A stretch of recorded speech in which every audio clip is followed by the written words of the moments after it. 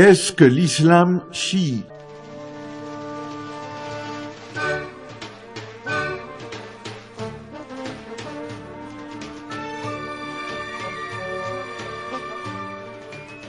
Grâce au nom de Dieu, le tout miséricordieux et très miséricordieux. Qui parmi vous, chers auditeurs, n'a pas entendu parler des chiites? De Tokyo à Los Angeles, tout le monde a eu l'occasion de voir des images de leurs étranges et impressionnantes commémorations religieuses en Irak ou au Pakistan, et l'on entend régulièrement l'annonce de nouveaux attentats à la bombe commis dans leurs mosquées ou leurs quartiers. D'Oslo à Johannesburg, tout le monde connaît les visages de leurs clercs enturbanés et l'incroyable bouleversement de la donne politique internationale qu'ils causèrent, depuis la révolution islamique conduite par l'imam Khomeini en Iran, jusqu'au premier et cuisant échec de l'armée israélienne face au Hezbollah libanais et à son saïd Hassan Nasrallah. Qui sont donc ces chiites dont on ignorait jusqu'à l'existence il y a seulement 30 ans, et d'où leur vient leur incroyable force face aux plus puissants de ce monde? Les connaît-on mieux aujourd'hui, au-delà des quelques images et informations qui nous rappellent leur présence, mais ne nous disent rien d'eux? Depuis la révolution d'Iran jusqu'à l'invasion de l'Irak, en passant par celle du Liban, les travaux de spécialistes et les ouvrages ou émissions de vulgarisation se sont multipliés. Et pourtant, s'ils comportent souvent quantité de données sur la géopolitique des sociétés chiites et leur histoire, depuis les débuts de l'islam jusqu'à la mondialisation actuelle, ils ne nous apprennent quasiment rien sur leur vision du monde et leur vécu religieux, autrement dit, sur leur identité chiite. C'est cette étrange et immense lacune que l'on voudrait combler dans cette série d'émissions,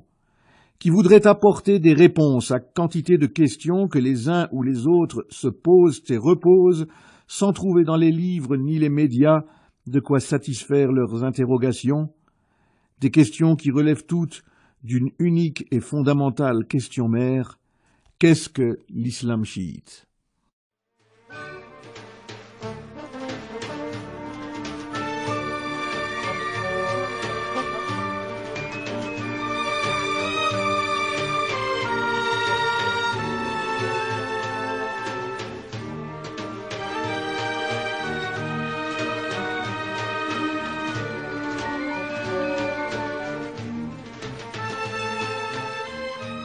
Un récent numéro du Monde des religions était précisément consacré à la différence entre les deux grands courants de l'islam, le sunnisme et le chiisme. Cette revue intéressa naturellement une maman de ma connaissance, une catholique alsacienne vivant en France, dont les deux fils sont devenus musulmans, l'un vivant en pays sunnite, l'autre en terre chiite, tous deux ayant épousé des filles de leur pays d'accueil. L'ayant lu, elle en tira la conclusion que finalement, la principale différence entre sunnites et chiites se ramène finalement à la question du mariage temporaire, que les chiites admettent et les sunnites refusent. C'est un raccourci pourtant aussi faux et injustifié que de réduire la divergence entre protestants et catholiques à la question du mariage des pasteurs et du célibat des prêtres. Mais ce raccourci ressortait effectivement du dossier en question, certes riche d'informations géopolitiques, voire historiques, mais gravement déficient et largement erroné en ce qui concerne les doctrines et pratiques religieuses du chiisme. Cette grave déficience n'est pas comblée par les quelques ouvrages de spécialistes consacrés à la question. Il faut dire à leur décharge que jusqu'à la révolution islamique d'Iran en 1979, le chiisme ne retenait pas l'attention de nos islamologues, d'autant moins d'ailleurs que l'empire colonial français, contrairement à celui des Anglais, ne comprenait pas de contrée chiite, à la seule et unique exception du Liban, où les chiites comptaient alors pour pas grand-chose et n'intéressaient la puissance de tutelle que sous l'angle du rapport démographique et politique des forces et de la gestion des communautés religieuses dans ce petit pays qui en compte pas moins de 18. Jusqu'à la révolution islamique donc, Le chiisme n'apparaissait le plus souvent dans les travaux de nos spécialistes qu'à travers l'angle de vision des sources sunnites, une sorte de minorité légitimiste qui refusait le choix électif du chef de la communauté musulmane, le calife, et qui ne cessait de ressasser au cours des âges ce différend historique vieux de plus de 1000 ans. La plus marquante exception dans la recherche orientaliste fut l'œuvre d'Henri Corbin, qui fut véritablement le découvreur et le premier explorateur de la spiritualité chiite. La pensée de ce philosophe, qui partit de Heidegger pour finir dans l'islam chiite, s'abreuva à diverses voies de la spiritualité islamique, comme le soufisme d'Ibn Arabi, le platonisme illuminatif de Sohrawardi, la théologie négative de l'ismaélisme, et enfin la gnose chiite duodécimaine, qui culmina dans la révolution métaphysique de Molla Sadra au XVIIe siècle, et qui se maintint bien vivante jusqu'à nos jours, puisque c'est à cette école philosophique que se rattachait l'imam Khomeini lui-même.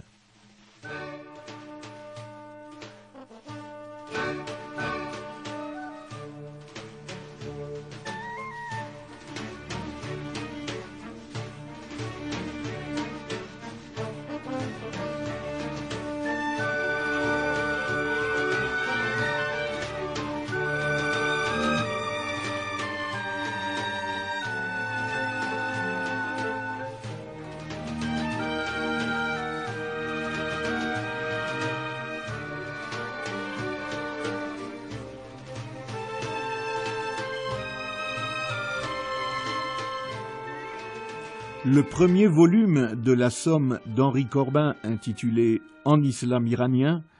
constitue ainsi la meilleure présentation du chiisme duodécimain, la branche majoritaire du chiisme, qui ne reconnaît comme guides spirituels et politiques légitimes que 12 imams infaillibles descendants du prophète Mohammed, Dieu le bénisse, lui et les siens. Seulement, si cette présentation nous plonge d'emblée dans ce qui constitue le cœur palpitant de la pensée et de la spiritualité chiite, elle n'est représentative que des conceptions d'une minorité intellectuelle et spirituelle iranienne, d'une richesse et d'une profondeur, il est vrai, aussi époustouflantes qu'exceptionnelles, mais elle ne nous permet pas de nous faire une idée du fond commun partagé par tous les chiites duodécimains du monde, de l'Inde à la Méditerranée, à travers toute l'histoire, depuis la cité du prophète jusqu'au village mondial. Or, quel que soit l'intérêt mérité que l'on puisse avoir pour les méditations gnostiques des sages chiites d'Iran, la première question qui se pose lorsqu'on veut connaître une religion, c'est d'en connaître les représentations fondamentales et les pratiques cultuelles et sociales qui structurent toute la vision du monde et le vécu de la masse de ses adhérents. Malheureusement, de ce côté,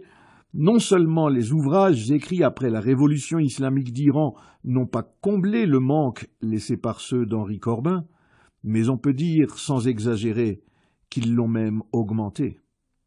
Ainsi, le livre de Jan Richard, intitulé « Le chiisme »,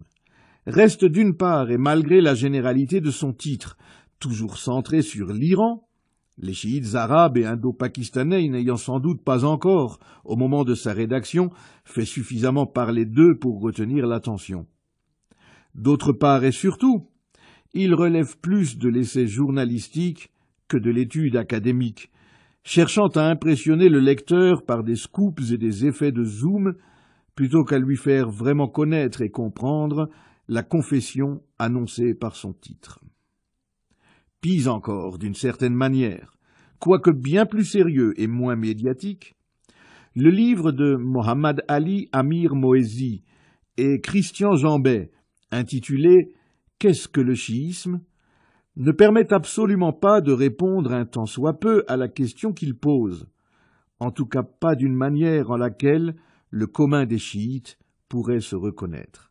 Or, c'est pourtant bien là le seul et unique critère définitif pour juger d'une présentation, d'une religion, voire d'une doctrine, quelle qu'elle soit d'ailleurs. à savoir que ceux qui y adhèrent puissent dire de cette présentation « Voilà ma religion, c'est bien là ce que je crois et là ce que je vis ».